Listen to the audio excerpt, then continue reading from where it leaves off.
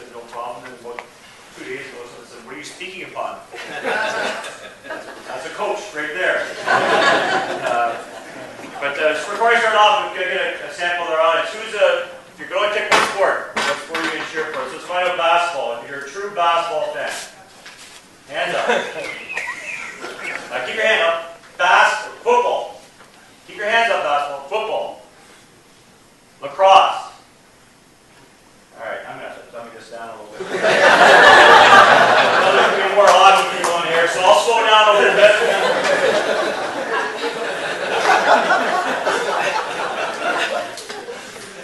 You shouldn't ask me. And he asked us, when I found out what I was speaking on, I said transforming moment. I really don't have any. As far as I have a couple of quick stories I can tell, but I really don't have any per se as a head coach here at Cornell. I think for many of us as coaches, we see that moment come when the kids come back in 10, 15 years. That's when I think that our work is really maybe transform some lives, and really that's probably the first time a lot of the kids say thank you for maybe some of the things that you've done in their life. And so the key is to be around 10, 15 years so they can come back and say thanks. So in our organization, what are some of maybe the 5 things that I really look upon and try to run in our team every year by year? Because the kids change, and I tell our kids, how successful we're going to be on you guys, because I've been doing the same thing for 15 years. So, if we don't win, you can look at yourself, not me, because I coach the exact same way and the exact same things. And that kind of takes them back a little bit, and takes the pressure off. But we start with leadership. And I always say the coach sets the vision. The coach knows what exactly he wants to do. We talk about the coach sets the music. He gets a chance to choose the kind of music we're going to dance to in our program and everything we do, from how we handle ourselves in the public, how hard we're going to practice. We get the choice. Not the players, not the assistant coaches, but the leader gets that opportunity. And I think that's really important. But the other thing I think as a leader, one of the most important things is that, I think as a true coach and a leader, we only worry about the things that we can control in our program. We try to pass that on to our kids. That's the only thing they should be worried about, is the things that they can control in their lives, in their athletics and in their academics. And that's is important for them to understand as a life lesson, not only it'll make them a better athlete, but it'll definitely make them a better person, a little bit later on. I think that for us as coaches, we're better coaches. We get really good when assistants bring better players. When they bring in good kids, all of a sudden we look like a genius as a head coach. When our kids aren't so good, then the question marks start coming. They're having the right people. And if there's a book, there are a couple books I could point out tonight to read. There's one book I really love, is Good to Great, and it talks about getting the right people on the bus.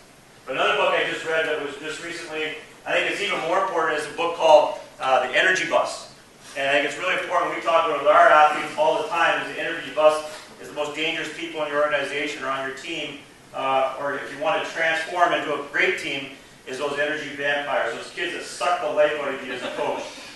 Or those business people that you work with that's always negative, they always got a reason, they always got something that seems that they always try to take a window to your sales because there's a problem, they're not an optimistic person. And that's something that we talk about.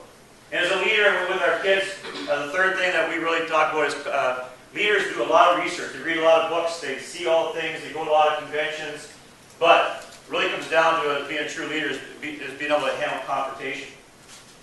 Being able to do the right thing at the right time and not be afraid of confrontation with people, confrontation situations. Be able to walk in and do the right thing, even though maybe that short-term gain, winning a game on the weekend because you got to sit your best player out because they broke curfew. Sit your best maybe your captain or assistant captains out when you play against the #1 team in the country, knowing that if you win that game, it's going to give you national recognition. Sitting a player out could help you win a championship that night, but because they broke the team rules. Be able to have that confrontation and know that you'll transform lives down the road because you did the right thing at the right time. Fourth thing I always try to pass on to our coach, and this is the hardest thing as a coach: provide the calm in the storm, and then provide the passion and enthusiasm when things are stale. To be able to know the difference between the two when things are really, really hectic, is to be able to step back and provide that calmness for everybody else around you. feed off of you. And the last thing that I think is most important, you read a lot of books, and there's a lot of leadership and how to transform lives. And I always believe you got to be who you are, especially as a leader. You got to be who you are as a person. And I can read Tony Dungy's books, and they're unbelievable. I'm not Tony Dungy. I'm not Bill Parcells. I try to steal. As coaches, we're thieves. We steal from everybody. But truly, we come back to who we are, because our players see who we are, and they know if we're not being honest with ourselves. For us as a transform, as I said, as a team, our biggest transformation, no one's ever asked me that question, of our program, when did I really feel that we arrived? And that you four hockey fans are here. That moment arrived at Boston University. We walked in and we got a split on them on the road when they were number 2 in the country. We were number 8. And we walked into their home ice surface and we split with them. And then we came back the following year and we beat them here badly 2 games in a row. Our team knew at that point in time, and it's been there ever since, that we could beat anybody at any time, any place. My first transformation moment, I got in trouble with the NCAA. I didn't realize I was a young coach, but we played down at Army, and we lost to Army after I'd beaten the heck out of our players for many weeks to try to get them to understand how important it is to win. And we lost. And it was a very proud moment as a coach, because we were still running up and down the stands as they were turning the lights off at Army. Their players were leaving. I thought it was pretty good, you know. The cadets were actually watching us run that hard with our full equipment on. But now it's against the NCAA rules. You can't have I call it a cool down.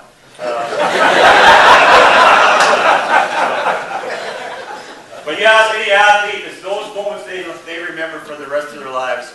But really, as a coach, you know, we don't see the kind of fruits of our labor maybe until 10, 15, 20 years. So, Jim, thank you very much for allowing us to speak, and I don't know where you went. You're here. You're on the road. Thank you very much.